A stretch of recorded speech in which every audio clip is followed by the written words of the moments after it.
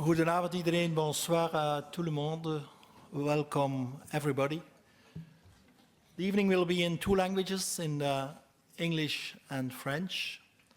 For the people who want to listen to the translation into English, this is channel 2. You have a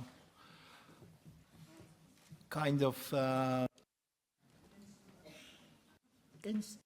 instrument for you where you can choose a figure. So 2 is for English and 3 is for French. Yeah. There is no Dutch. It's coming to front. We have only French, English today.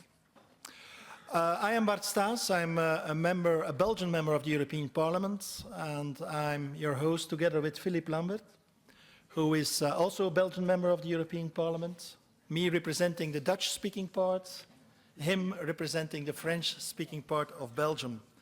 Welcome, and welcome also to Vandana.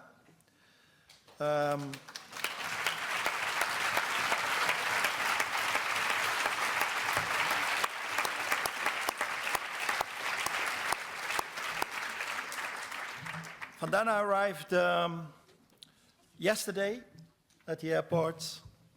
We went with her immediately to a seed farm in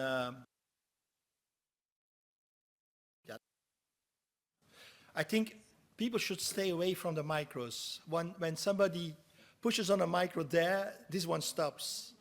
So you can do that with me, but you cannot do that with Vandana.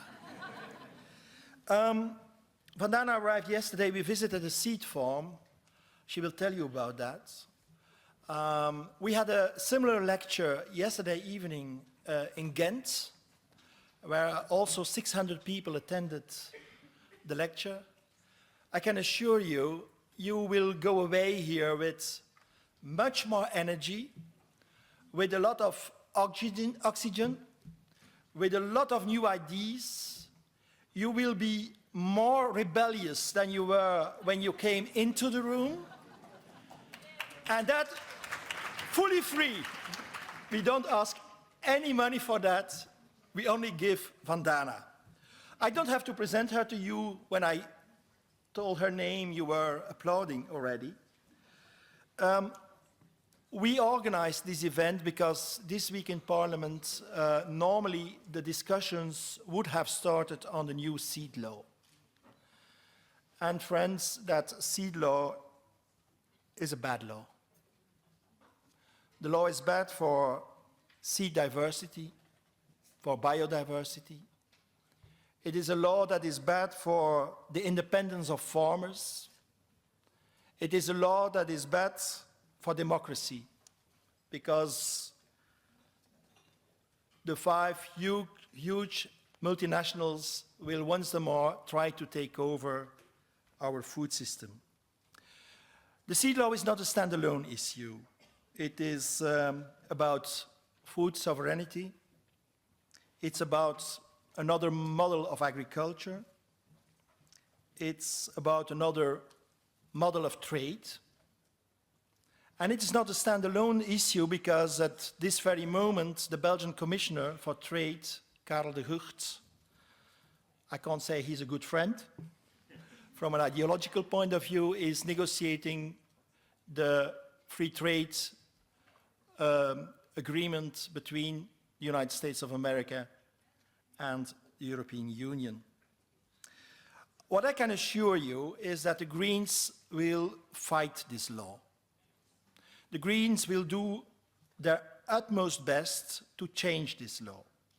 We will do that and throughout our parliamentary work in the parliamentary committees that are involved, especially the Committee of Agriculture. I welcome here Martin Häusling, one of my German colleagues. I don't know where he sits, over there, who is one of our main speakers in the Agriculture Committee. I have to apologize, José Bové, because he had to be in a meeting in Paris, but that will be our 2 guides in that fight in the Agricultural Committee. But we will not only fight this from a parliamentary point of view, we will fight this in alliance, us Greens, with the civil society. because we need your support. We need the support of consumers. We need the support of citizens. We need the support of farmers. Politicians can do a lot, but when you do not have the support of civil society, of the citizens, you are very weak. And the fact that you are here with nearly 550 people today and 600 people yesterday in Ghent shows that also in Belgium there is a huge concern about our food model. I will pass the word now. I want to say one thing to finish. This can be a victory. We showed already that we don't have to lose this kind of debates. Remember the ACTA debate. We did win that debate. So when we invest in this together, politicians and citizens, we can win this battle. And I now give the word to my colleague, Philippe. Dank u, Bert. Je vais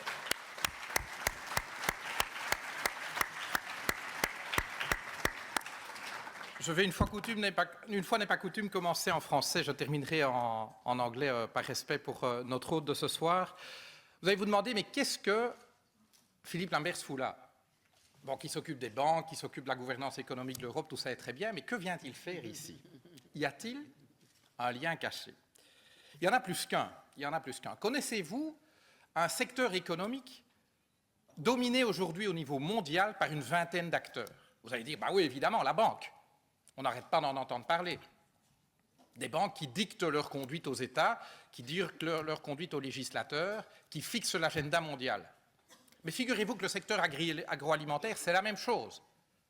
Entre les géants de l'agrochimie, les géants de l'agrobusiness, du trading et de la grande distribution, vous retrouvez une vingtaine de firmes qui aujourd'hui dominent, sinon le marché, l'agenda politique dans le secteur de l'alimentation et de l'agriculture. Connaissez-vous un secteur qui s'est complètement standardisé, dont tous les acteurs offrent les mêmes produits? Vous allez dire la banque, évidemment. Vous passez de l'une à l'autre, c'est tout dit la même chose. Mais est-ce vraiment différent dans l'agroalimentaire? C'est la même recette qu'on vous sert. On veut que d'ici à Jakarta, de Tokyo à Brasilia, on mange la même chose et on peut dire en français que c'est du junk food. Connaissez-vous néanmoins un secteur qui, pour être standardisé, n'en privilégie pas moins l'innovation au niveau des produits? Vous savez, l'innovation, c'est bien, évidemment. Vous allez dire, ben oui, les banques, l'innovation financière, on crée des produits structurés pour essayer d'enfumer le client, de lui vendre quelque chose qu'il ne comprend pas, de manière à pouvoir exploiter, évidemment, sa méconnaissance des choses. Mais c'est évidemment également le secteur agroalimentaire quand on invente des innovations qu'on va appeler OGM, qu'on va servir aux bêtes et aux hommes, sans même jamais en avoir testé l'innocuité. Connaissez-vous un secteur qui est prêt à faire de l'argent avec tout et n'importe quoi? Vous allez dire, ben oui, bien sûr, la banque.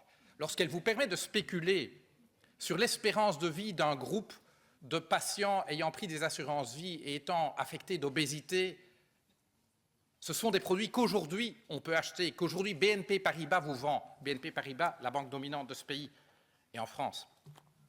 Mais évidemment, ça ne vous étonnera pas de retrouver le parallèle avec le secteur agroalimentaire, où on brevette le vivant, où on vous vend, on veut faire de ce que la nature a créé pour nous, une marchandise, évidemment captée pour des intérêts.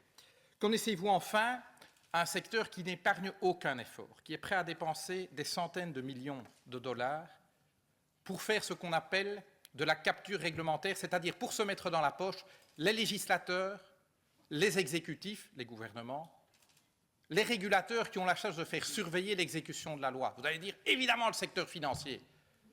Eh bien, il est rejoint par le secteur de l'agrochimie, de l'agrobusiness, et à Bruxelles, les uns ne sont pas moins actifs que les autres. Et donc, il s'agit du même combat. Il s'agit du même combat, et l'adversaire, je me rappelle François Hollande qui disait à son discours du Bourget, mon ennemi c'est la finance. Je pense que notre ennemi, c'est la dictature du profit à court terme pour quelques-uns. On parle souvent des 1%, ça n'est même plus les 1%, c'est 1/10%. Et donc, on pourrait se demander, mais nom de Dieu, est-ce qu'on n'a rien appris?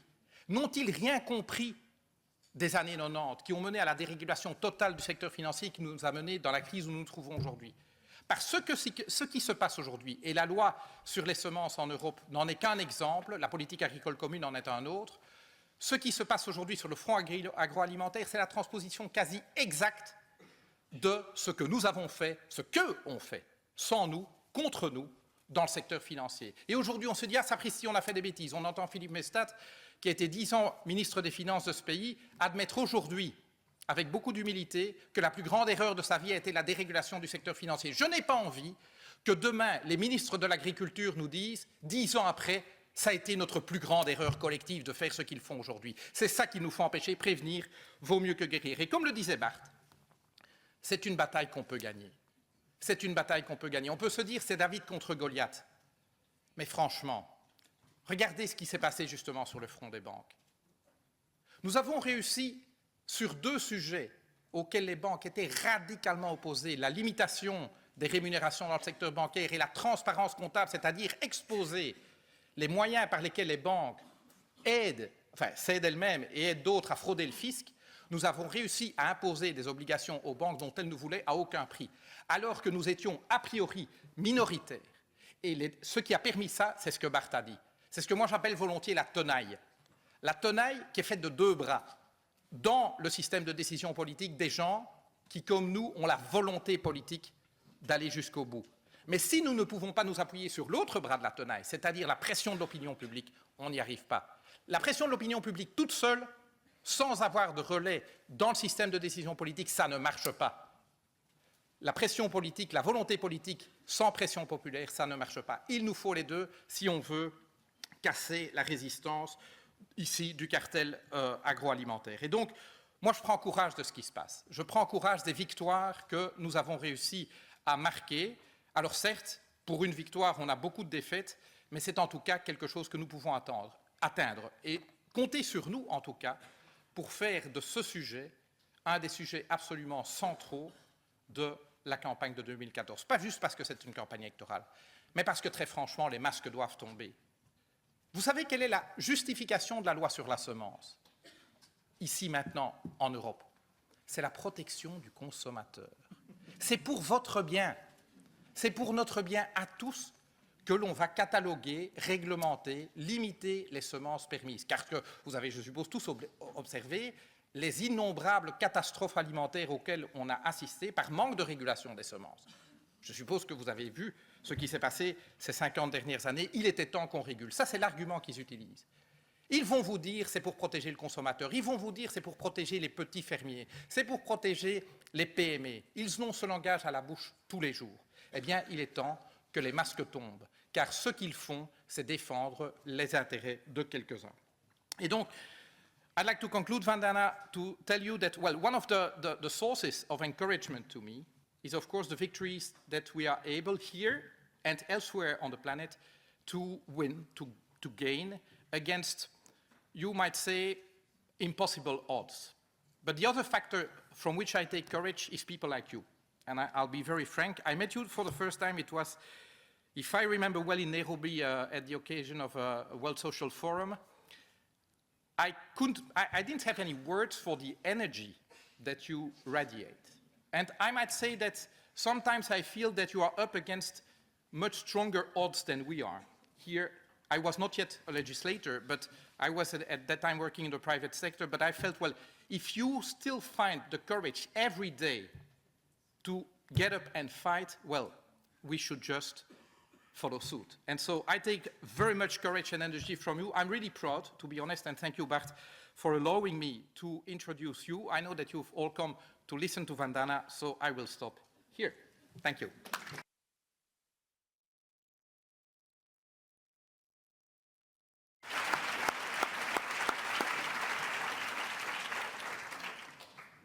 Thank you, Bart. Thank you, Philip.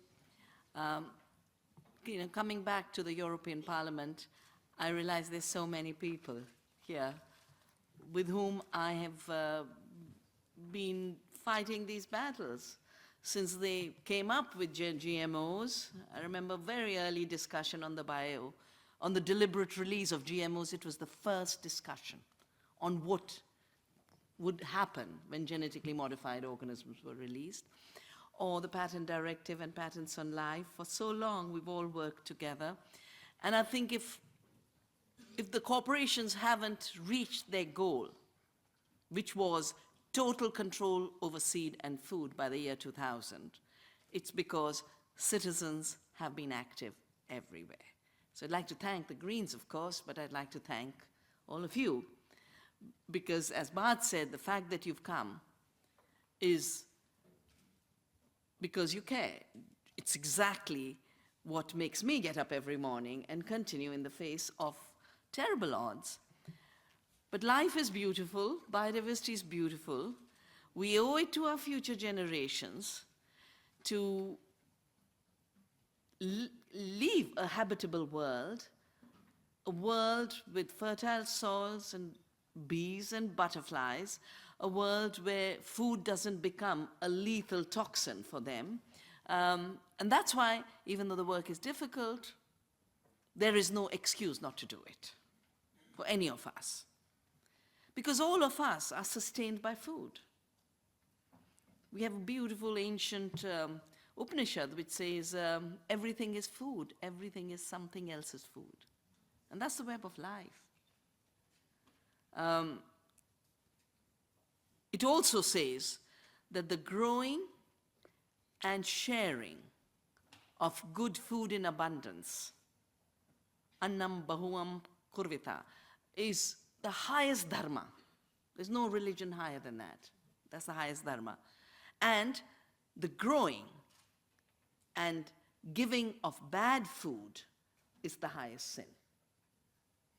And at one level, what we are talking about when we talk about this proposed seed law is about a very ugly sin of trying to destroy what remains of biodiversity on this planet and trying to wipe out the few small farmers that remain in this country, but even in India, though we are the majority, as farmers, and every fourth farmer in the world is an Indian, even there, they would like to see an end to farmers. So there's this fear. There's this fear of everything that's free and alive, the seed that can reproduce itself. Now, normally, you would celebrate a seed that reproduces itself. And when we sow, we say, let the seed be exhaustless. All our cultures across the world have saved seeds even while they went hungry.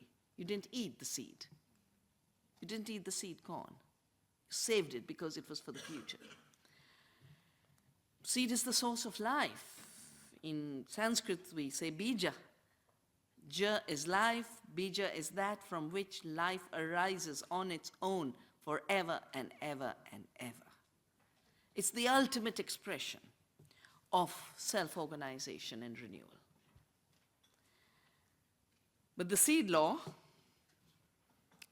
has reduced it to plant reproductive material. And those living seeds that have been bred over millennia, which hold in them the memory of evolution, the memory of the soil, the memory of the sun, the memory of the photosynthesis, the memory of the pollinators, the memory of our ancestors and the farmers who went before us. They've defined that as pre-basic. Yeah? It's plant reproductive material, which is a first step of production. No, it's the first step and the last step, and a constantly renewing step. But the mindset which drives the corporations, I have named it capitalist patriarchy. It's a convergence of the highest form of capitalism as corporate rule, where innovation, entrepreneurship is wiped out. Coercive laws like this are used to shape a dictatorship, as you called it, a dictatorship of the 0.01%. But it is also a strange fear of life.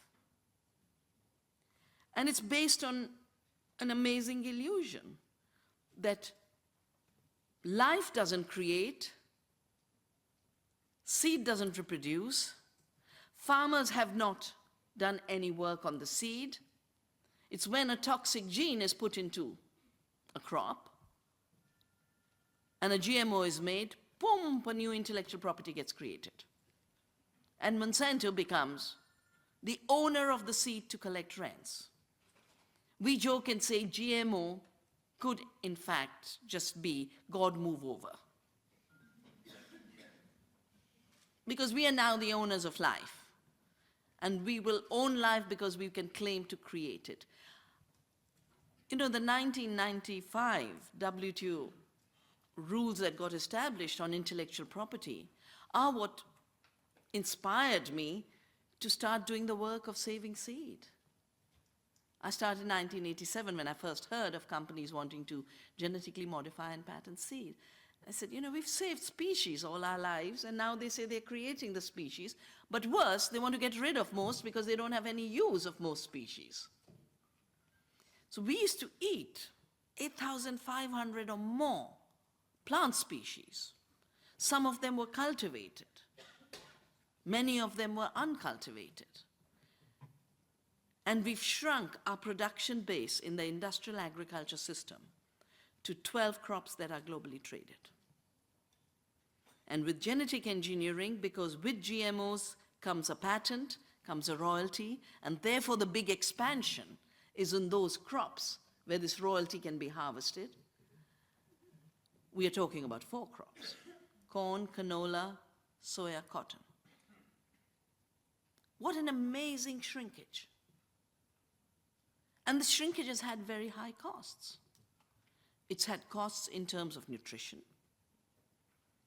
Now, having wiped out the amazing diversity in our fields, yesterday when we stopped at the farm, I noticed a plant that grows as a volunteer. And in India, it grows in the season when we grow wheat, which is the Rabi season after the monsoons when we plant in December, January. And we call it batwa. I think you call it lamb's ears. Lamb's quarter. Why would it be called the lamb's quarter? Maybe the lamb liked it. It's so rich in iron and so rich in vitamin A that as long as it's growing in your fields, and the poorest of women can harvest it for free and feed it to their children. And there will never be vitamin A deficiency. There will never be iron deficiency. The first change in breeding was when the chemical companies who had come out of the war started to talk about the necessity for agrochemicals in agriculture. And they totally reshaped agriculture to create a market. Sir Albert Howard, who's written this amazing book, The Agricultural Testament, after his stay in India, has said, corporations, businesses addicted to profits during wartime continued that addiction after. Of course, you know, we've just had some weeks where 200 children being killed with chemicals, and chemical warfare in Syria became such a big issue, nearly triggered a war. But when you think of it, those chemicals and that chemical warfare goes on a daily basis on our farms everywhere. 3,000 people were killed on 2nd December 1984 in the city of Bhopal when a pesticide plant leaked. 3,000 people. The children are still being born crippled. So the reason we have to fight the seed law is first because seed is not material. It is life. It is not matter. First they turned the soil into dead matter, now they want to turn the seed into dead matter. Seed is life. But worse, entire breeding for the seed has been done by that war industry, which became the agrochemical industry. And the entire redesign of plants is designed to deploy more chemicals, whether they be fertilizers or pesticides, etc. And look at the language, plant protection. Spreading poisons is called plant protection. I studied the Green Revolution in '84 because I was so troubled by Bhopal. I was also troubled by the emergence of terrorism in the state of Punjab, where the Green Revolution was first introduced.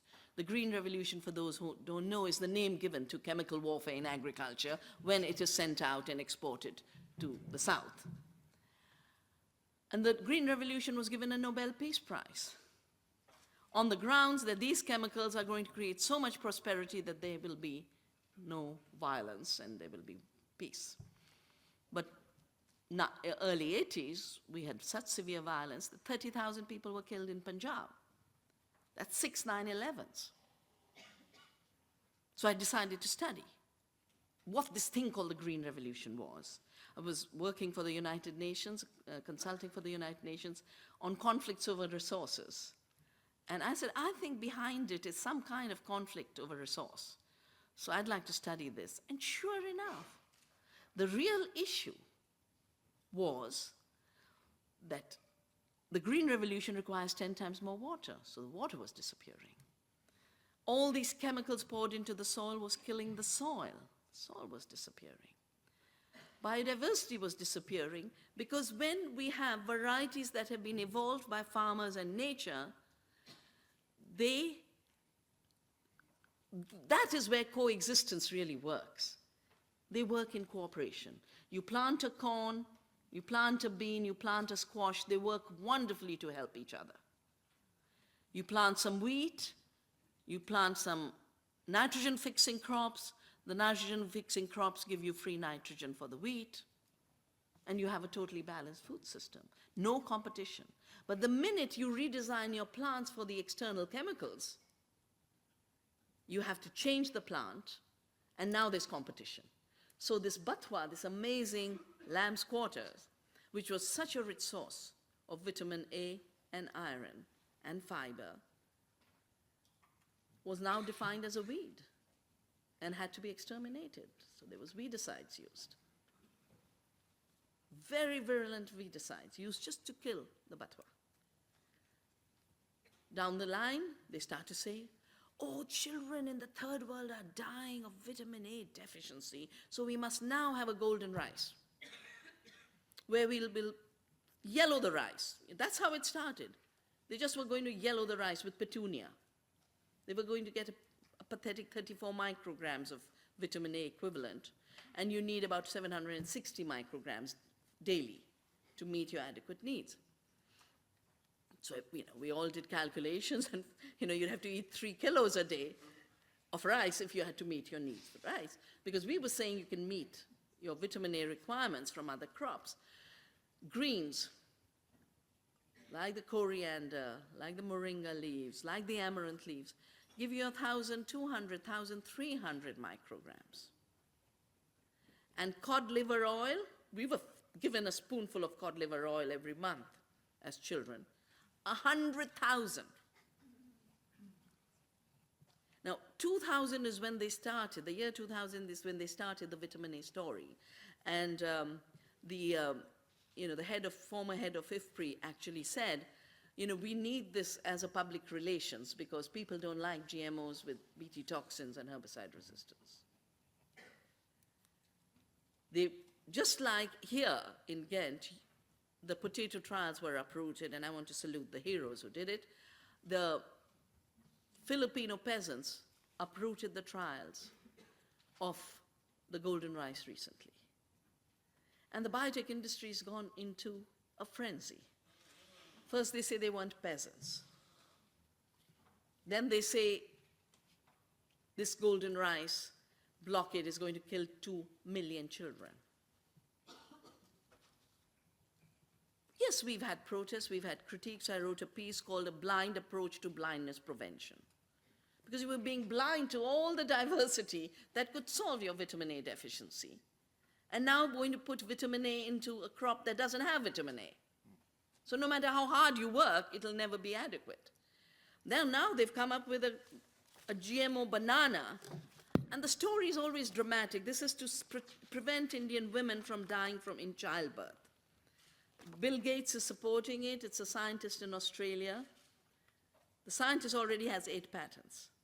And they say they'll enrich the banana with iron. Again, banana is rich in potassium, banana is rich in so many other things, but iron, it has only 0.44 milligrams. And just look at the alternatives. Turmeric 67, buckwheat 15, moringa 28, amaranth, rice bran 35, cowpea 8.6. There's no lack of nutrients. If we give those nutrients back to the soil through organic farming, there is no lack of food if we treat food as food. Food is the cycle that connects the soil and us. But the entire industrial agriculture model is impoverish the soil, kill it, keep intensifying externally, and now, of course, they've come up with the language of sustainable intensification. Years ago, I had to deal with Monsanto's attempt to privatize water. And they called it sustainable. And the argument was not that their privatization of water would sustain water as a resource. Their argument was water's getting polluted, there's scarcity of water, and therefore, if we privatize it, we will have sustainable profits. And that's the whole issue with the seed law. It's about sustainable profits.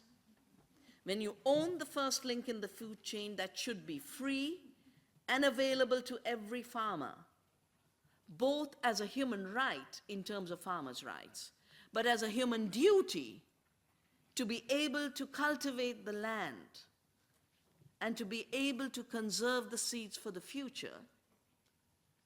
That zero-cost seed system has been transformed into a high-cost seed system.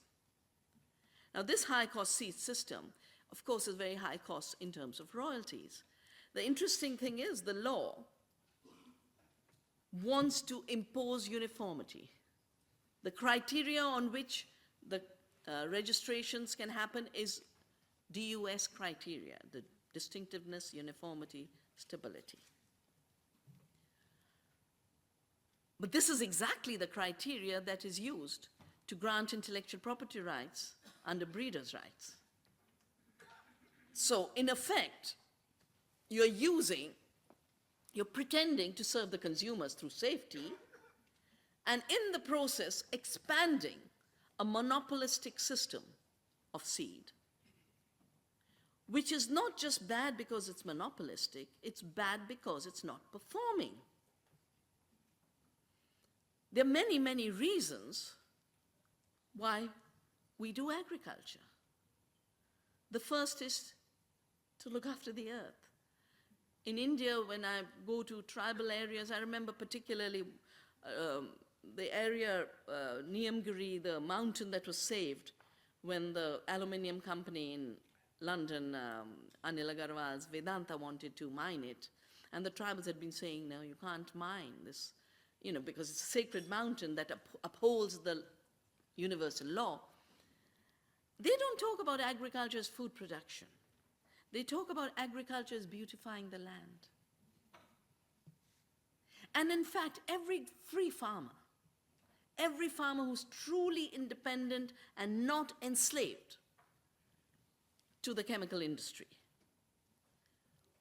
creates farms that are beautiful.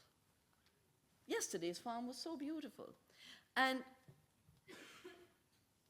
those farms look like gardens, because when you have diversity, it's a garden.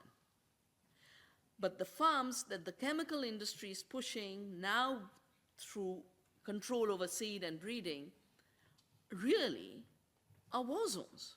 So that's the choice we have to make. That's why this law is so important, because it's a choice between war and peace. It's a choice between abundance and scarcity. It's a choice between disease and toxics and health. Throughout the text of the law, it's constantly justified in terms of food security and productivity and producing more and higher yields. Let's take the term yields. Yield is a measure of a single commodity that leaves the farm. It is not a measure of a good farm. It does not measure the health of the soil. It does not measure the output of the farm in terms of biodiversity. It does not measure the income of the farmer. It only measures that which leaves the farm and gets traded on a global market by global corporations. So yields measure commodities. And the more commodities we produce, the less food we have. There is no dearth of soya bean and corn in the world, but 1 billion people are hungry. Because that soya bean and corn, only 10% is going to food, the rest is going for raw material, for biofuel. It's feedstock, it's biofuel, it's animal feed, it's high fructose corn syrup. And the language throughout this law has reduced the seed to raw material, and it has reduced the food to raw material. Besides the DUS criteria, they have another criteria called VCU. They really think by creating absurd acronyms, they're going to fool everyone. Now, VCU is value for cultivation and use. Again, coming back to value for cultivation and use, in good farming, the first value would be, how do I protect and rejuvenate the ecosystem and biodiversity? The second value would be, how am I increasing the incomes of farmers and their livelihoods? The third value will be, how good is the food I'm producing? How tasty is it? How nutritious is it? Now, none of those values get in here. It's value for cultivation and use, and it is basically justified in terms of specific uses which can be made of the crops or the products derived therefrom. So a corn is not food. A corn is raw material. And the product derived therefrom is biofuel and animal feed and high fructose corn syrup. So I think we need to recognize that industrial agriculture based on industrial seed owned by corporations is not a food system. It's an industrial system producing commodities. Just like cars, plastic cups,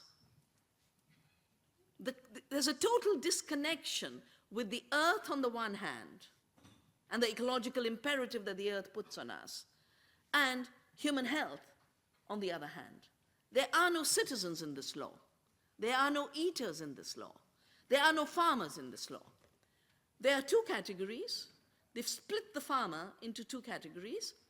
One, those who do some little breeding for a niche market, and then those who conserve varieties. But a farmer is an integrated person. A farmer conserves seed. A farmer breeds if they haven't lost the capacity of breeding. And a farmer produces. There is nothing like pure conservation in agriculture. Every act of in situ conservation is an act of production. That's what we do in Navdanya. We have saved seeds, not by putting them in a museum in a Svalbard seed bank and freezing them, freezing them at a time of climate change when the freeze won't last too long. We grow it out every year, and we don't just grow it out for looking at it, we grow it out for food. And Navdanya has brought back so many forgotten foods, so many rices that had gone extinct in certain areas. And their wheats I have collected 3 grains and 2 grains. And then those 2 grains multiply. That's the beauty of the seed, that it can multiply so fast. There's a whole family of crops that are called millets. And they're called millets because each seed gives rise to 1 million seeds. They're my favorite foods. We call them forgotten foods. They give you 40 times the nutrition that rice and wheat do, yet they were treated as inferior. One, because the seeds are so small, it's not that easy to manipulate. And this beautiful finger millet actually pollinates at night, so they have a really tough time. And more importantly, they're a little darkish, you know? And in food, as in everything else, there's been, over time, a building up of racism, that white is superior, yeah? Throw white urea, it's superior to cow dung, which is dirty. Eat white sugar, and then get diabetes, or white salt, or white refined bread. We're now realizing that in the area of food, this is a very, very false claim.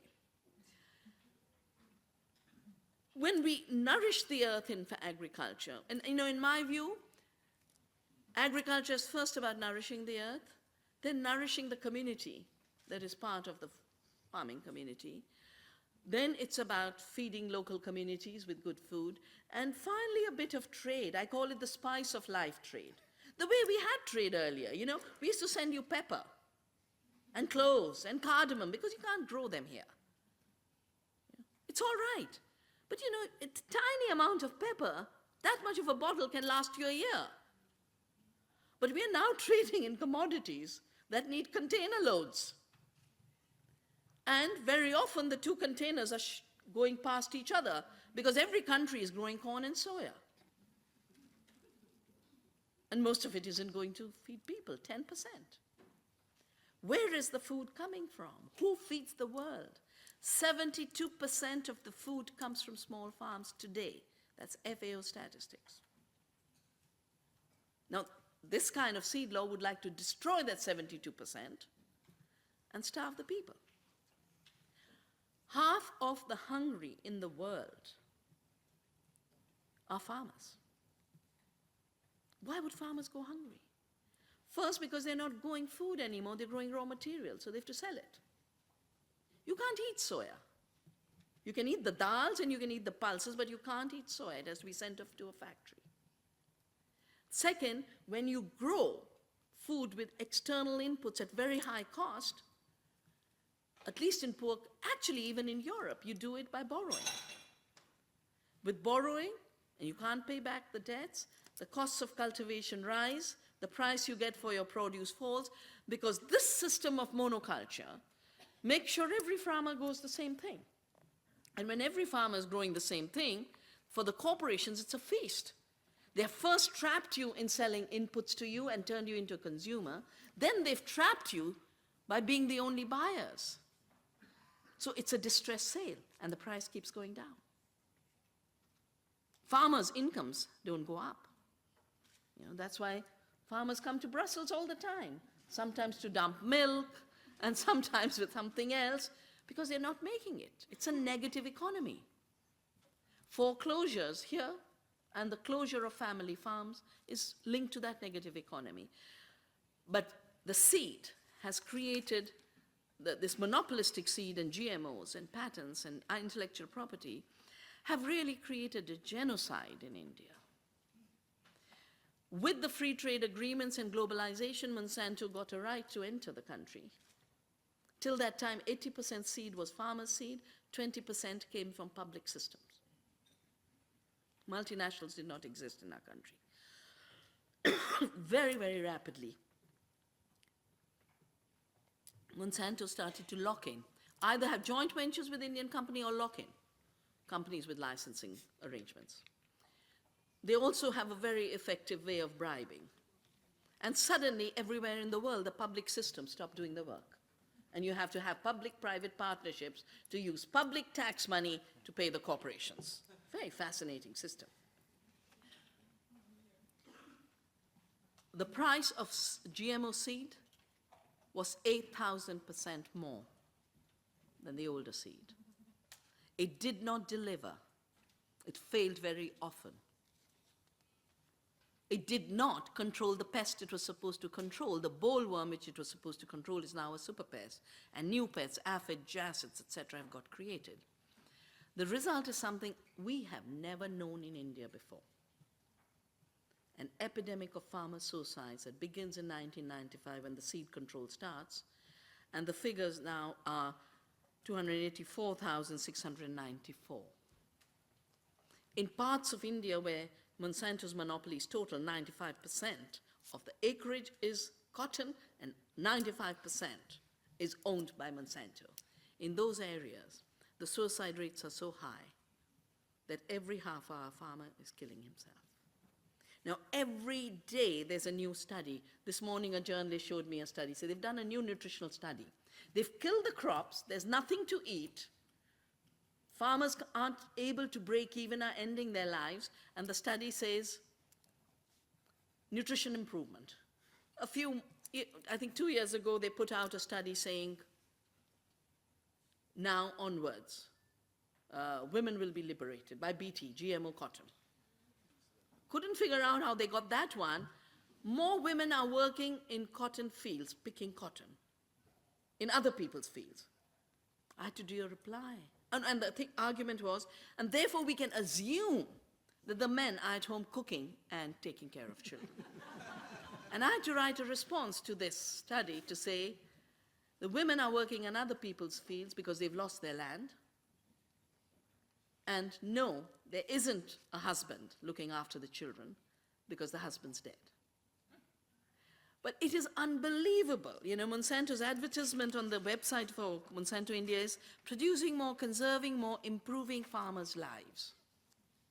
And every once in a while they will bring out, they buy news. These days the media doesn't tell you what's going on. They literally buy news.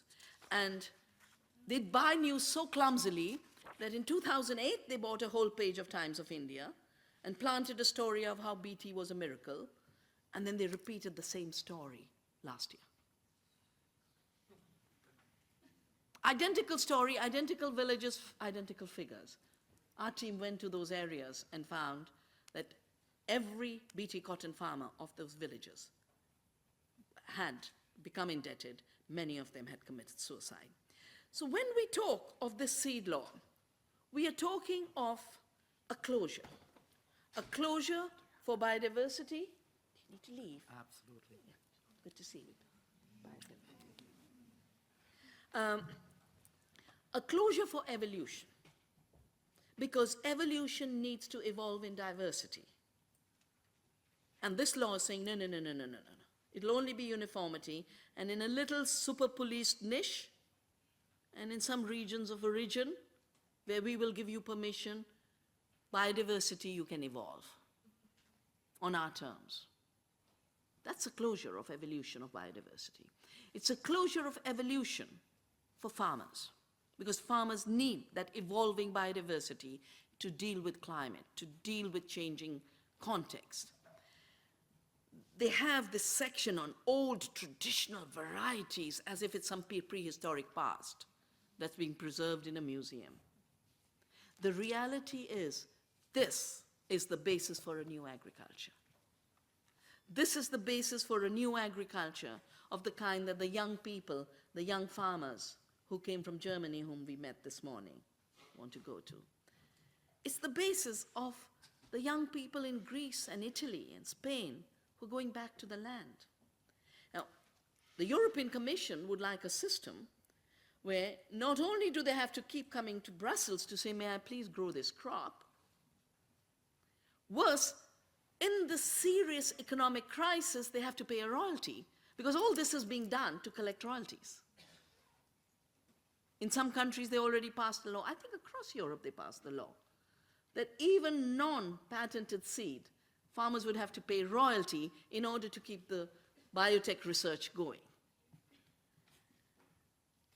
I have had to, there was a farmer called Joseph Albrecht who bred the best wheat in his area in Germany. He was fined for giving seeds to his neighbors. And we did a seed satyagraha with him in a church in 1995 in Leipzig to say, if you're fining and arresting Joseph Albrecht, we have all exchanged seeds. Like the Cocopelli seed packet has come to us. Well, arrest us. When I started Navdanya, we started it with a commitment that we have a higher duty to the earth, to biodiversity, and to future generations, to protect biodiversity and save seeds and exchange them. And therefore, we will never obey a law that turns this duty into a crime.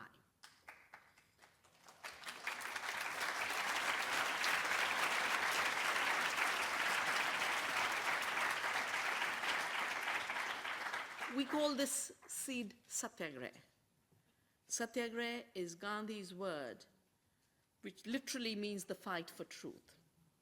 And it's his word for fighting for truth of higher laws, the laws of justice, the laws for the future, the laws of the earth, the laws of Gaia. And that compels us, it creates the imperative to not obey lower laws that come from power and control and greed and deceit. So we've tried to draft the elements of what a law of the seed would look like if we allowed the seed to speak to us. Because the seed would speak diversity, the seed would speak freedom, the seed would speak commons. Very different values than what this European draft is trying to push and promote. There are other reasons why this law is so wrong. It's taking away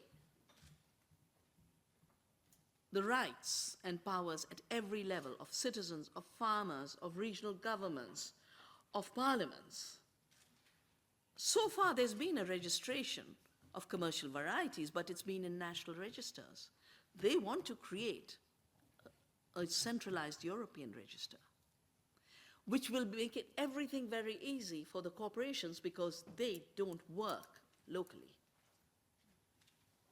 They want a global market. And there's nothing like a European seed industry. It's a wrong phrase. There's a global seed industry. 5 corporations. Came from war, became agrochemical, owned the seed, would like to own the seed across the board, and would like to criminalize alternatives at a time where people are seeking to build them. Both because people don't want to eat food that comes by harming the planet.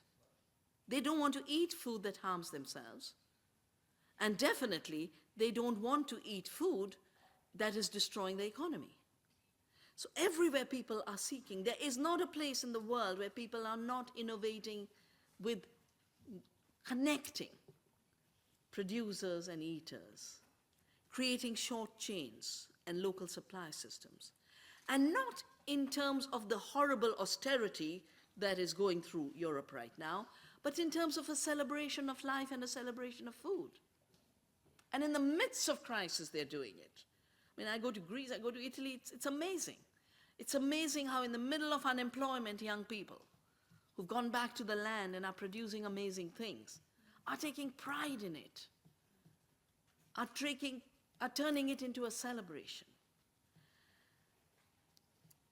This law is not just against the farmers of today, it's against the farmers of the future, which is even more serious. Because if a world got shaped by the kind of law this is, there would be no food. All of Europe will have this ugly corn growing. It's very ugly. You know, we grow corn on our farm, and it's so elegant, so beautiful.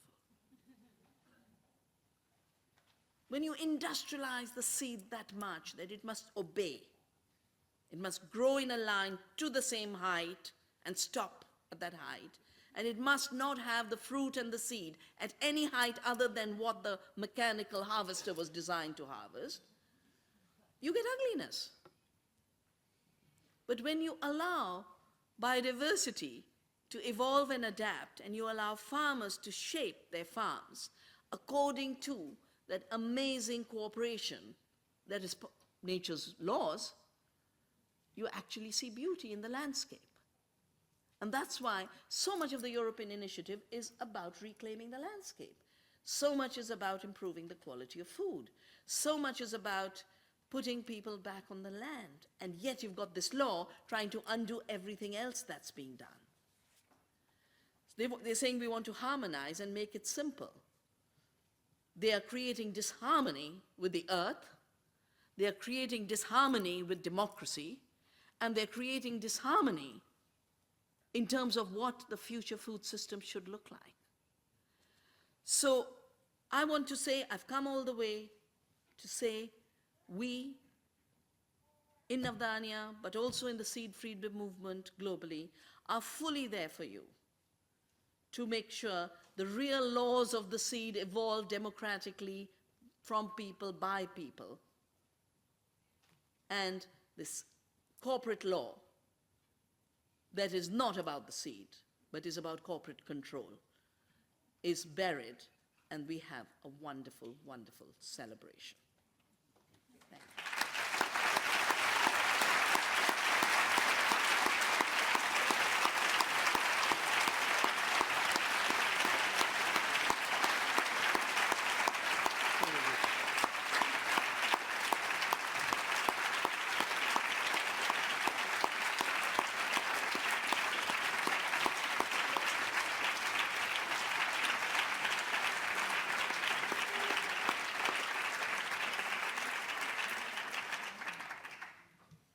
Vandana, this is what I meant about oxygen, about energy. Thank you. You see 550 people in the room, but there are more watching us because this is a live web stream as well. And I got the statistics from there in the corner. So 2,000 people are following us. I always get fascinated with all of this. I don't know that well. We have 45 minutes to talk with each other, to raise questions. And we are in the European Parliament. As a member of Parliament, if you get in plenary 2 minutes, you're very happy. So I will give the floor to as many people as possible, and I will always combine 3 questions, one from that corner, one from there, one from there. But I would ask you, please, first of all, say who you are. If you represent an organization, do tell us. Raise a question. Do not make a statement. And try to do that in at the maximum 1.5 minutes. If you practice this, you will become a good MEP. Because you will see that in 1.5 minutes you can say quite a lot of things. One of the experts in this is there, Karl Schluter, our Swedish colleague. So I will start on my left side. Questions, 1.5 minutes at the maximum. At the back, the guy with the blue, stand up, yeah. You can raise a question. You can sit, you can sit. The camera will take your image the moment. Okay.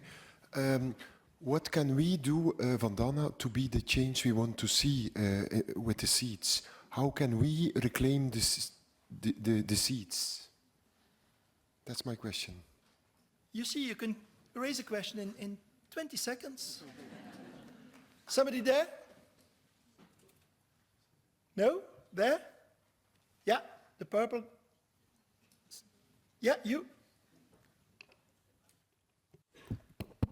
Okay. My question is, sorry, did you ever have a face-to-face discussion with one of those people from those big corporations? And I'm just trying to put myself into their shoes, and I would like to know what they feel or what they think. I mean, is that a system item or is that a person item? Thank you. 15 seconds. You.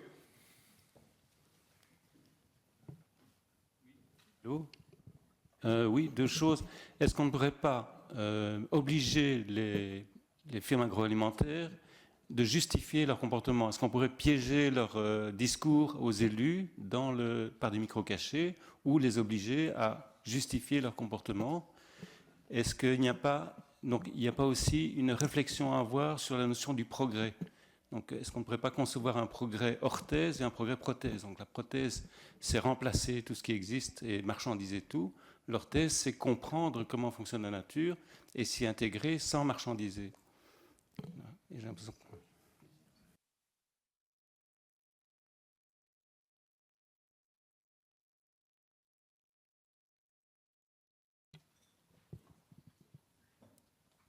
You know, if I can start saving seeds, everyone can start saving seeds. I used to be a quantum physicist and I knew nothing about seeds or agriculture.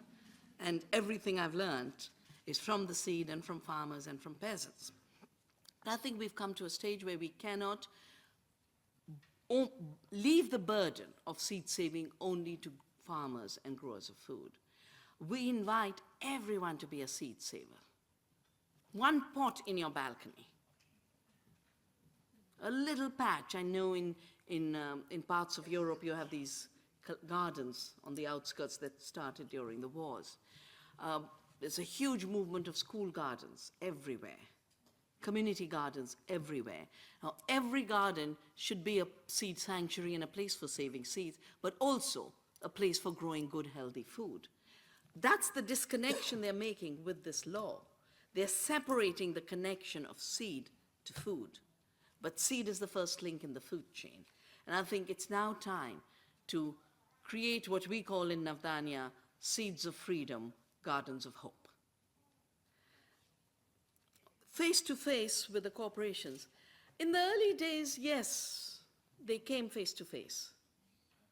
In the early days of the negotiations on the Convention on Biological Diversity, etc. But very soon they started to send public relations people who had 5 sentences to parrot. And those same 5 sentences have carried on for 20 years. We feed the world, safety has been proven, etc. Right now, what we are having to deal with is really a very giant public relations machinery on the one hand, and a lobby battalion on the other. It's the lobby group that comes here, and the public relations machinery is just all over the place. All of them say the same things. And I think that's where we really have to think hard. I think definitely the social media is a place where we can send other messages, but 5 simple messages we need to get out. This is not a food system. 72% food comes from small farms. 75% of the planetary destruction is from industrial agriculture. So whether it is ecological imperative or the imperative of producing more food, ecological farming and agroecology is the way, and we are doing right now a course on our farm, because of the demands from it. And young people, bankers and software engineers want to farm. Because beyond a point, how much software can you write and not get bored? And beyond a point, how much can you gamble with other people's money and make huge money, but not, at the end of it, it's saturation. A lot of people are coming to learn organic farming from us, people who were never farmers. That's why I say we should, while we talk about protecting existing farmers, cultivating new farmers is very important. And this 1-month course we do on the A to Z of agroecology, we work on living soil, living seed, living food, because all the assumptions of industrial agriculture are dead seed, dead soil, dead food. The junk food that Philippe was talking about.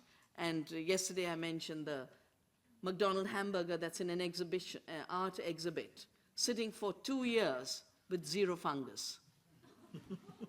Even your fridge starts to pick up some life after a while. There's an interesting film that was made by Swedish filmmakers because they wanted to understand globalization, and then, they came to know about my fight against the corporations. And they made a film called Bullshit because Monsanto and its representatives gave me a Bullshit award at Johannesburg in the 10 years after the Earth Summit, and it was given, actually they brought the cow dung. And I said, wow, a farmer is bringing me cow dung. And this fellow whom I know from India is a spin master for Monsanto, says, no, it's the bullshit award for making the world starve with organic. I said, you can call it bullshit, it's still cow dung, it'll still make good compost, and it'll still do good organic farming. Thank you for helping the organic movement.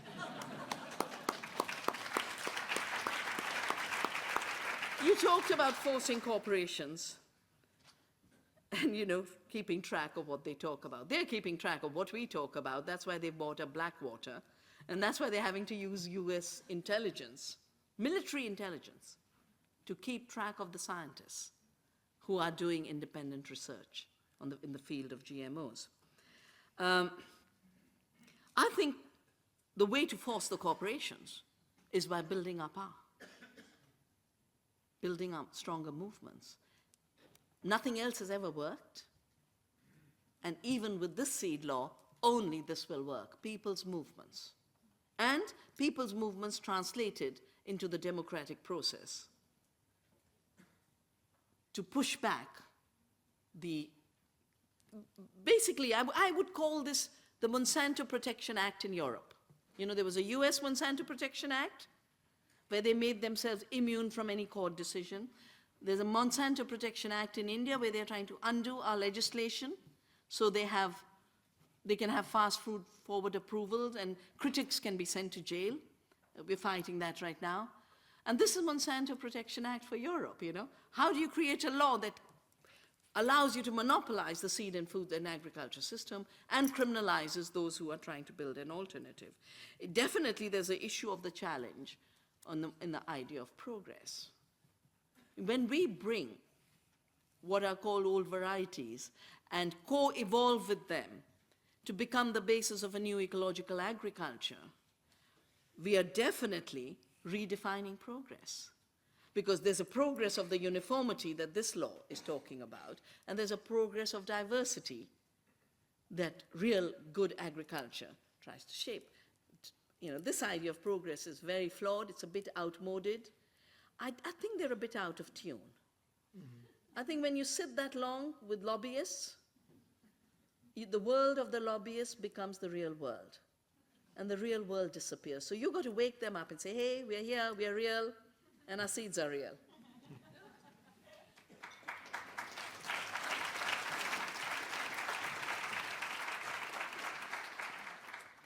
Another 3 questions. Yes, you.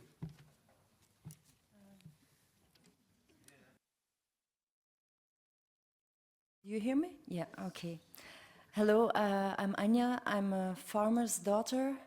My father is a traditional farmer, industrial farmer, in fact. And I would have liked to bring him here to that he hears what is going on in the world and not just look at the TV and think that's the world. But he doesn't speak English, neither French, so I hope it will be translated next time so I can bring him with me. My question is, I'm sorry to say it, but I don't believe anything fundamentally will change as long as there is a money system. And I ask you, Vandana, what do you think about it? And what to do about it, maybe, to give me some hope. Thank you. Thank you. I go to the left. Nobody at the left. Yes, okay.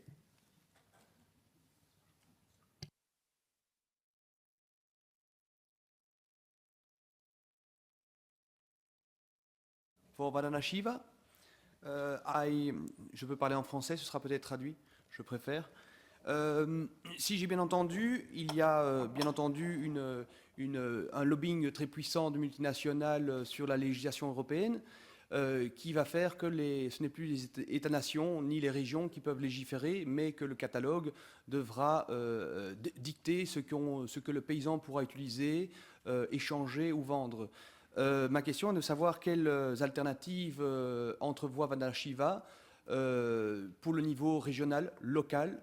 Est-ce qu'il est opportun de penser que l'Union européenne pourrait laisser un petit peu de marge de manœuvre à des localités pour favoriser l'échange de semences entre paysans pour leur sélection et pour leur amélioration?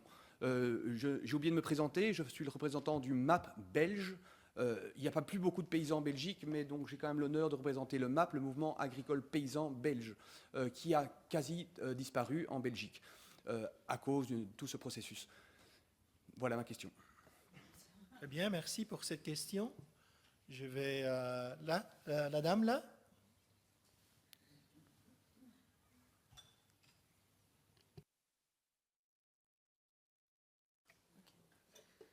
Yes. Okay, thank you, Vandana, for a most inspiring speech. I wonder, many people who live in big cities might feel quite alienated from nature. They might not have a relation to it. How can we engage these people in this fight?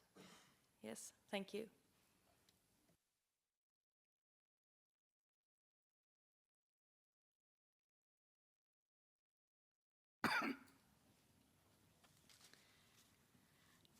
If you look at the seed legislation that's proposed, it is in fact converting seed to money and is an attempt to expand the money system by depleting the life system.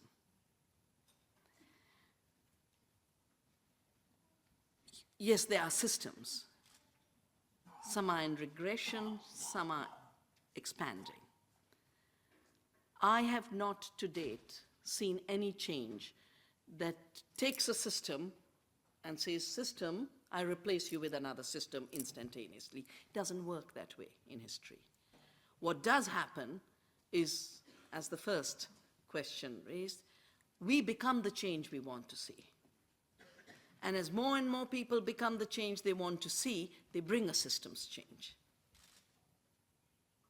So a real systems change means reducing the role of money in as many spheres of our life, which also means reducing the role of the power of money in shaping our societies and our politics. That's the challenge of this European law. You know, money is speaking, and we've got to allow our freedoms and our urge for life to be able to speak and reclaim more and more. When those young Greek farm people are going back, urbanites are going back to the land, it's because the money system has failed them. But there's another system, the earth is waiting for them. And the earth is welcoming them and saying, yeah, come work with me. And the only thing the earth asks us for is a little bit of a gift of our labor. There's nothing else we can give her.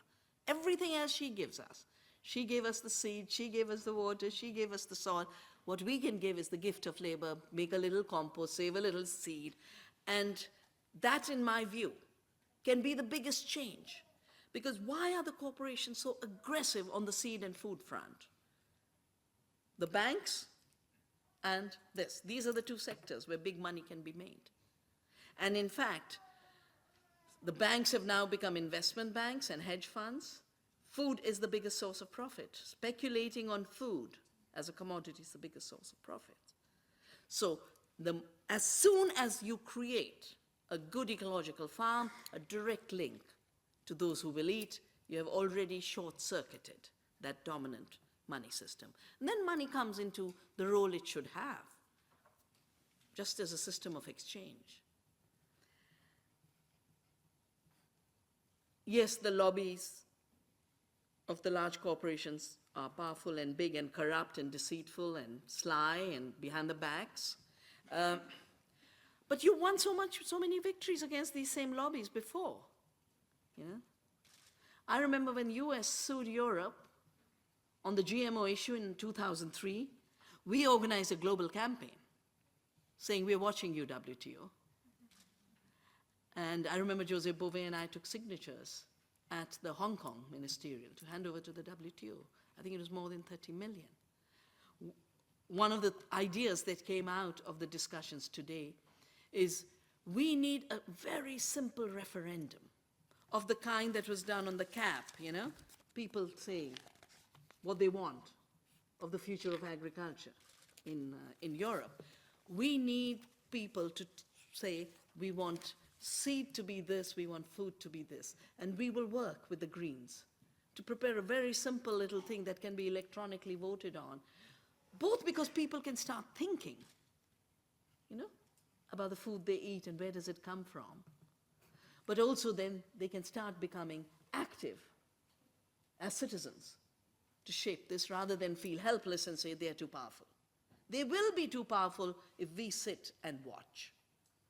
But if we become active and we become organized and we build a movement and we increase our consciousness and awareness, that every point of history we've been, I mean, we stopped the WTO in Seattle, and in a way we've to kind of do a similar creative alliance building to deal with the new free trade treaties. The issue of big cities. You know, the cities are at the end of a food chain, but they depend on a food supply. And just because cities are getting bigger and more people are living in cities, the argument is made, therefore we need globalized trade in agriculture and therefore we need industrial farming. First, industrial farming does not produce more and therefore it will not supply more. Secondly, globalized trade is the reason food has got degraded. Because good food is fresh, good food is seasonal.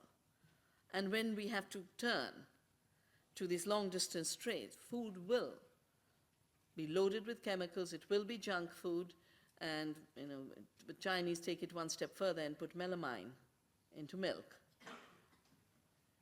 So how do we shift the food system and the food metabolism of the city?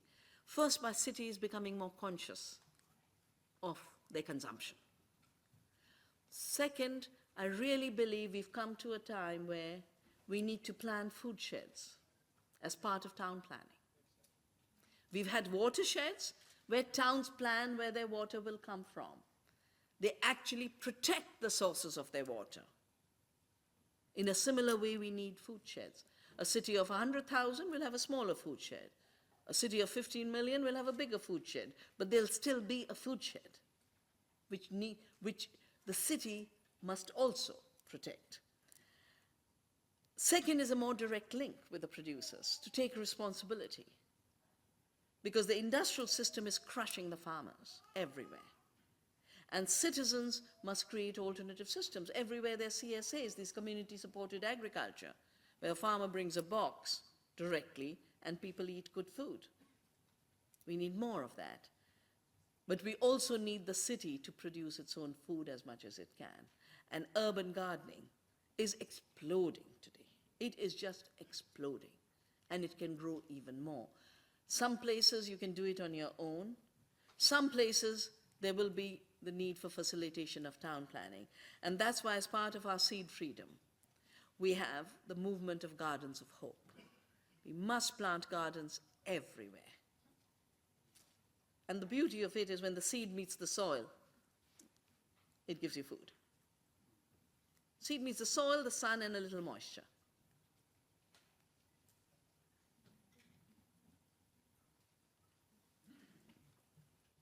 I start now at the right and go to the left. You? Thanks. I'm Steve Emmett from the European Green Party. Thanks, Vandana. You mentioned the transatlantic trade negotiations, and of course, there are also trans-Pacific trade negotiations of a similar scale going on more or less at the same time.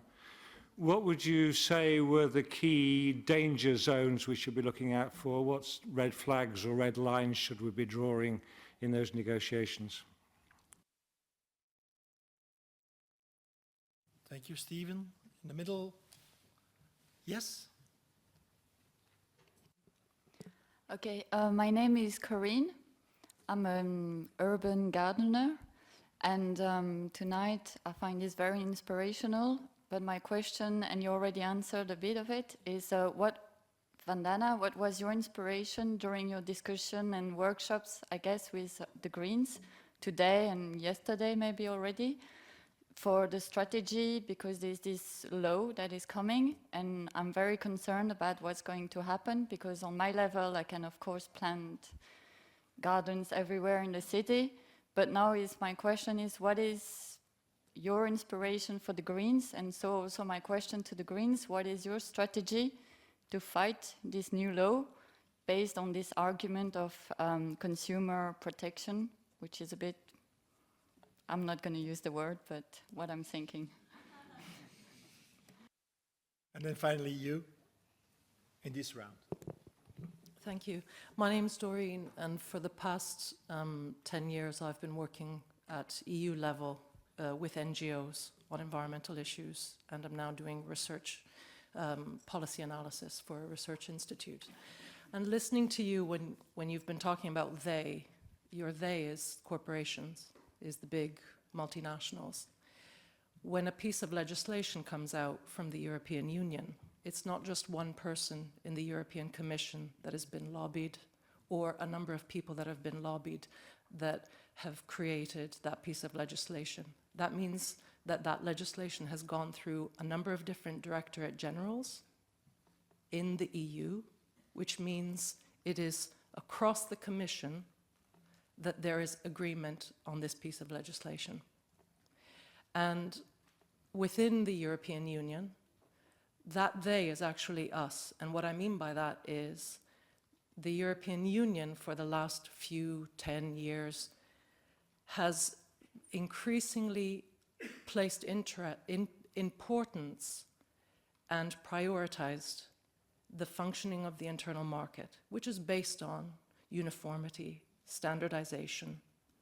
We do not want opportunities growing too much that disturbs that internal market. Somebody in northern Sweden should be allowed as somebody in southern Greece, in the UK, Portugal, or in Romania to have access to the same services, products, materials, to the same level of security.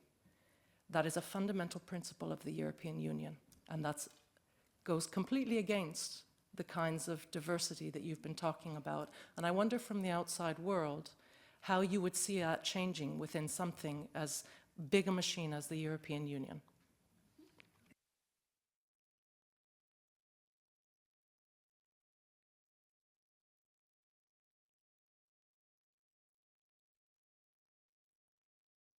The Trans-Pacific Partnership and the Transatlantic Free Trade Agreement are both heavily targeting the push for GMOs and deepening of the intellectual property rights regimes. But the other thing they're targeting is blocking the new initiatives that are coming up in terms of public responsibility. So for example, in India, there's an obligation of the state to make sure the poor are fed.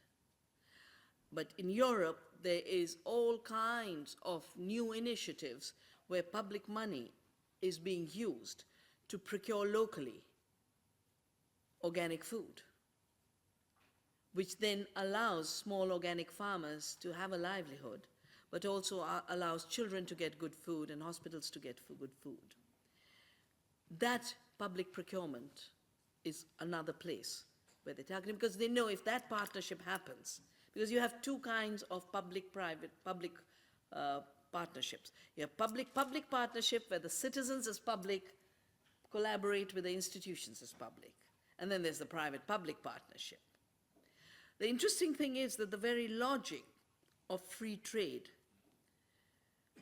was based on two assumptions that are just so wrong from the planetary perspective and from the perspective of citizens and human rights. The first is everything is a commodity. And that's why the slogan we created in WTO is our world is not for sale. Our water is not a commodity, it's a commons. Our seed is not a commodity, it's a commons. Our health and education systems are commons because they're shared by society. And the second, even crazier assumption is, if I can make money by commoditizing something and privatizing something, and if I'm not allowed to because of democracy, then I have a right to sue that state. And these are the investor-state suits. And they're building that in a very big way into both these treaties. So that's their new battleground. That's where they're pushing. prevent public obligation to be fulfilled by public institutions, turn public institutions to serve the corporate world. None of the GMO, I mean, all of this wouldn't happen if our money wasn't subsidizing the distribution of these seeds, if our money wasn't subsidizing, if the CAP money wasn't subsidizing the industrial agriculture. In terms of the strategy that has evolved, very, very briefly, first that the content of this law and its implications need to reach a much wider public. And we've agreed we'll do a little, pamphlet like that, which has the core elements, and then all organizations and movements. Because there's no one not touched by it. There's an impression created, that's about consumers. There's nothing about consumers in the law. Then there are those two clauses of the niche market and the conservation varieties, making it look like it's about small breeders and we'll give you a little concession. No, it's about a takeover of the agriculture system, dismantling the few protections that exist. That's why it's everyone's business. So that'll be the first. The second is the parliamentarians themselves are going to do their work in terms of intervening at whatever level they can. And the idea that came up in the last session with the Greens was, we do need, if people are shut out by this kind of lawmaking, then people need to re-enter to put their point of view across. And that's why this idea of a referendum, and do be in touch with the Greens and be in touch with the Navdanya team to think of how to evolve it and how to move it. One more very big issue is Monsanto, Syngenta, and the person who started PGS, I keep forgetting his name, Montague. They've awarded, there's a World Food Prize which is sponsored by Monsanto, Syngenta, and other corporations. And they're getting it for innovations in biotechnology. So what we are suggesting is this year, 16th of October, this year, the World Food Day, let's identify the food heroes in our circles. People who are keeping a good food system alive, one way or the other. A local politician, a council member who did something innovative and new, a scientist who worked with farmers for breeding rather than do the work for corporations, the farmer who's growing good food or saving seeds, the urban gardener. It's limitless. And the cook, and the chefs, and the mothers, and the grandmothers, and the fathers who cook, The landscape's so huge. We need to do it because we disempower ourselves a lot by not recognizing our strengths. And it's only when we are stronger will the corporations be weaker. Explain the referendum idea of the list of questions and then explain the referendum idea to political politicians. Yes. So, the idea of the referendum is very, very simple things, Do you want uniformity in your seed supply or do you want diversity? Do you want chemically contaminated food or do you want organic? Simple referendum to allow citizens to say what they see as the future of seed and the future of food. This comes back to the politicians who can then use it to say, but the public of Europe wants this. And how is the other system being pushed? And it also makes it so transparent that there is an undemocratic imposition of a law. For me, the issue of democracy in the food system is probably the most important.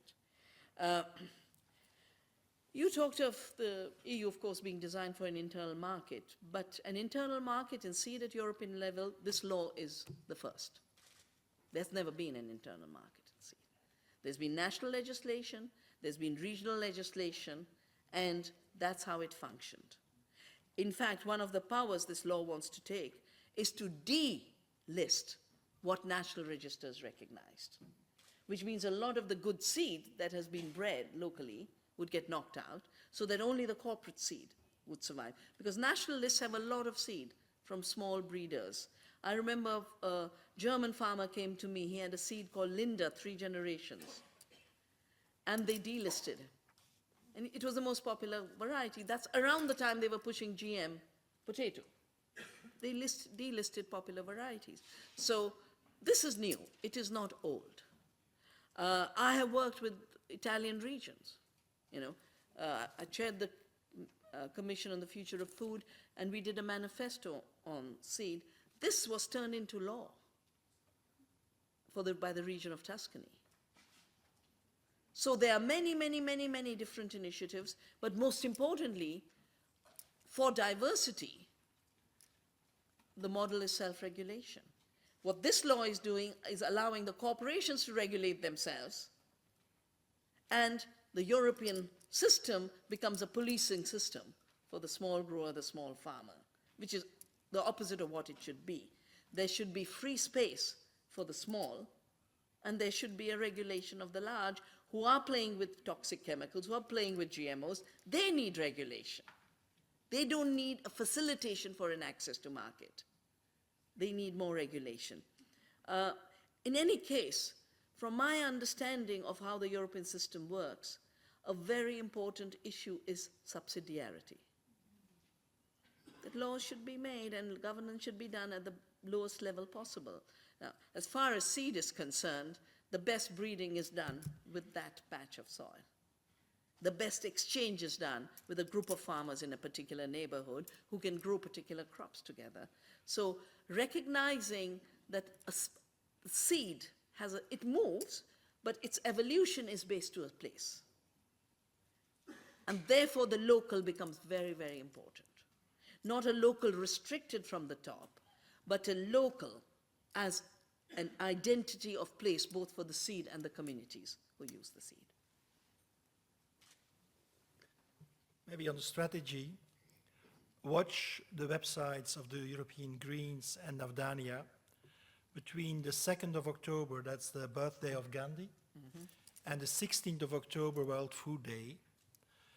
In that period, we will launch that referendum ID, and in that period, we will launch a kind of Join the Food Revolution website, where everybody will be able to nominate food heroes. We want to build a community of people doing the right things, doing the good things, through that website. So between birthday of Gandhi and 16th of October, World Food Day.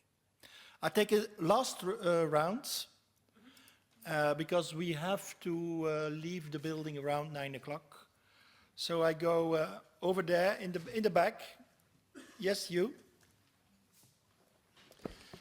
Hi there. Thank you, Vandana, for a really inspiring speech, and also for inspiring me throughout several years before this. It's a great pleasure to hear you live.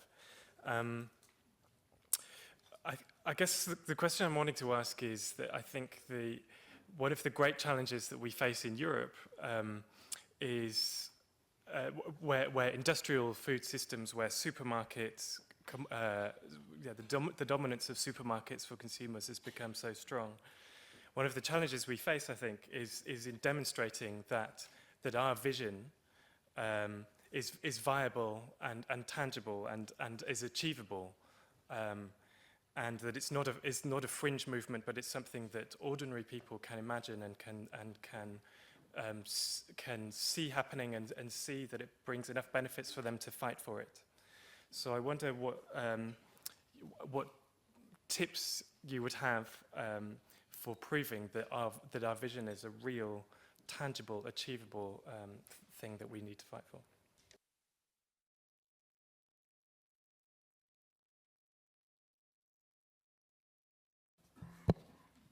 Hello, thank you. I'm Sarah. I have a son about 4 years old, so I think you can call me a concerned mother. A lot of environmental activists succumb to fatigue and burnout even in their battle against big corporations, against pollution, probably because a lot of these people who care about our planet are also emotional and sensitive beings. And a consequence of being conscious about these things, about the bigger picture, is that you can become overwhelmed, or at least that's my experience and a few of my friends. What would be your advice to us, to them? What can we or they do to protect ourselves, to keep going? Because you've been doing it for years. Thank you. Nice question. And then the last one. La demoiselle. Hello, I'm Katerina from Endecocide in Europe. It's a European citizen initiative. And I would like to ask, even if it is partially answered, how we can re-establish the role of nature in the current economic system in order to prevent ecocides. Thank you.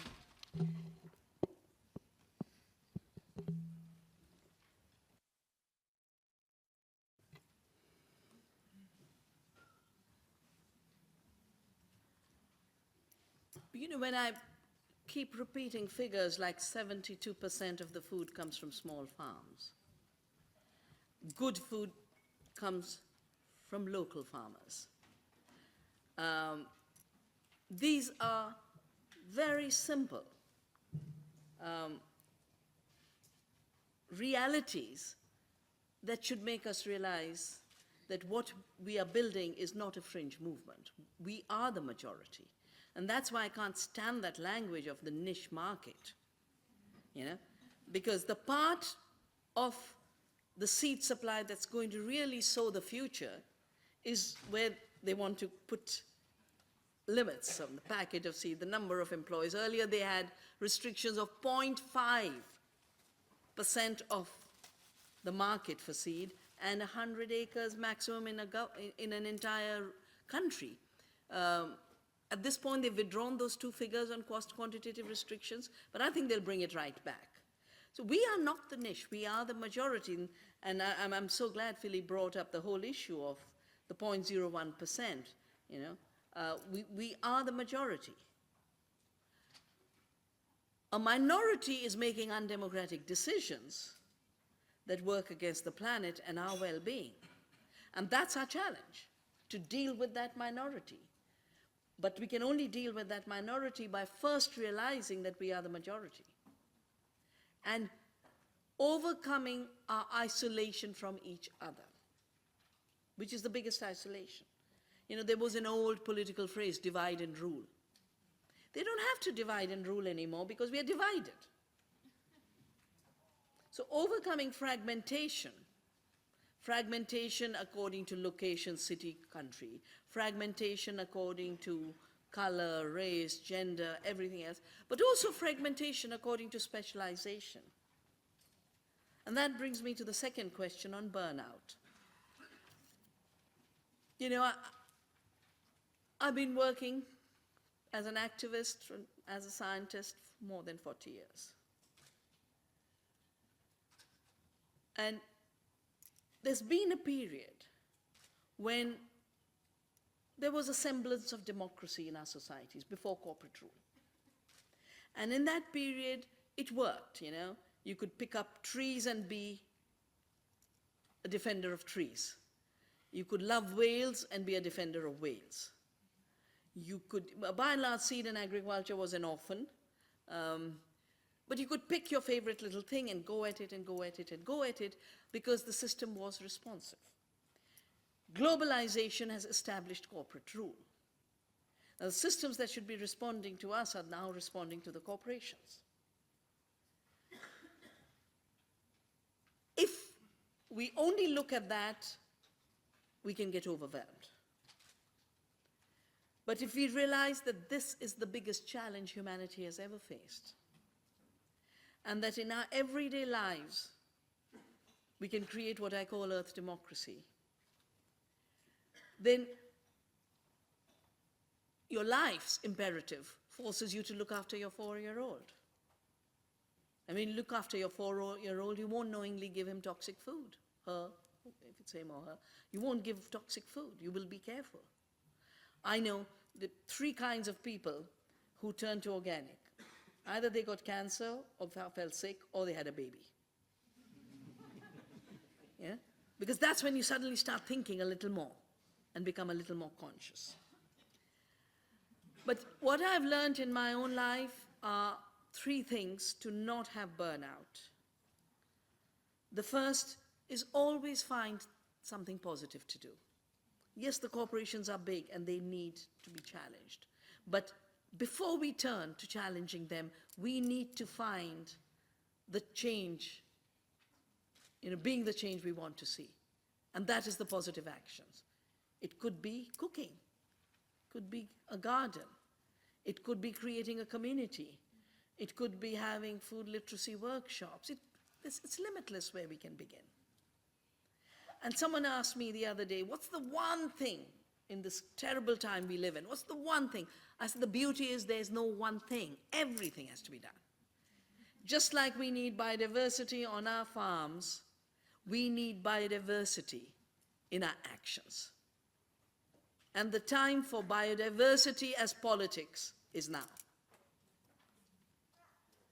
Second, I learned is I feel very passionately for all the issues I take up, but I don't get attached to the outcome. Because you burn out when you say, did they cover us in the media? No, no, no, they didn't. My God, it's blacked out. You do the right thing. It doesn't matter if there was no media coverage. It actually doesn't even matter if for one or two steps, they got through a bad law. You carry on doing the right thing. And the third thing I've learned is the power of people is the only real power to change now in our times. And everything's being done to disempower people. Corporations won't empower us. Governments in collusion with corporations won't empower us. We have to empower ourselves in solidarity. The role of nature in the economy. I talked about the illusion of creation that assumes that seed gets created when Monsanto puts a toxic gene. But there's a deeper illusion of creation, which is built into the definition of growth, which is the most powerful figure used by all governments in today's world. We've got to have growth, we've got to have growth, we've got to have growth. What does growth measure? First, how did growth become such a dominant category in our lives? During the war. Just like agrochemicals and poisons in agriculture came after the war, growth is a leftover, it's a residue of the war. To mobilize resources for the war, the category of growth was created, and the definition of growth is, GDP is, if you consume what you produce, you don't produce. So self-reliant food communities don't produce. A seed that renews itself doesn't produce. As a result, everything has to get commodified to contribute to growth, and everyone has to become dependent on consumerism to contribute to growth. Nature's production and people's production and women's production was rendered zero. So the challenge for our times at this point where everyone's questioning growth, there is a huge economic crisis, people want new models of thinking about life. What I talk about is the biggest economy is the economy of nature. It's giant. I mean, we can't even catch up with her, whether it's in recycling water or pollinating or creating soil fertility. We are pathetic compared to what nature does. We just need to be more aware of it. Now, we need to be aware of it, but we shouldn't commodify it, which is the big debate on financialization on ecological services. The second is people's economies, the question on the money system. But if I look after my child, I look after my child for love. If I'm spending all this time traveling the world so that we can have a future, it's because I so deeply love the earth and I so deeply love humanity. So much of the economy is an economy based on compassion, solidarity, and love. Then you have a market economy. And in the market economy, since the deregulation, the financial economy has taken over, even the market economy. We have to rebuild nature's economy. That's what ecological agriculture is about. We have to rebuild people's economies, both because they create better well-being. I advised the government of Bhutan, and Bhutan was so smart. They said, we won't measure GDP. We are going to measure gross national happiness and well-being. Their entire planning is based on well-being. And everywhere, well-being is coming center. Do you know the source of the word wealth was not money, it was well-being. The state of well-being was wealth. And we need to get back those original meanings in order to be able to deal with so many of these challenges. And when I talk about Earth democracy, I talk about building living democracies where people actually reclaim democracy, living economies where people really generate life and well-being, and living cultures where we learn to live in a culture of love rather than in the culture of hate and fear that is manufactured daily on our TV screens.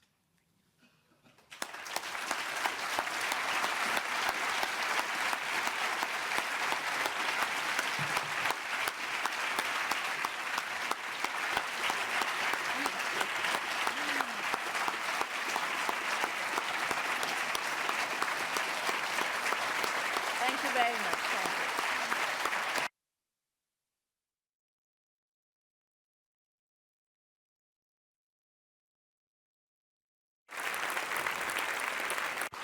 Those claps will be worth nothing if we don't get rid of that seed law. A few things to end this evening. Vandana spoke quite a lot about her booklet, The Law of the Seed. You can download that from internet. Yeah. There were a few copies here in the room, and I think they are distributed already. Together with the Green Flemish think tank Oikos, European Greens translated the text into Dutch, and the Dutch speakers, or the people speaking or reading Dutch, get a free copy of the Law of the Seed in Dutch.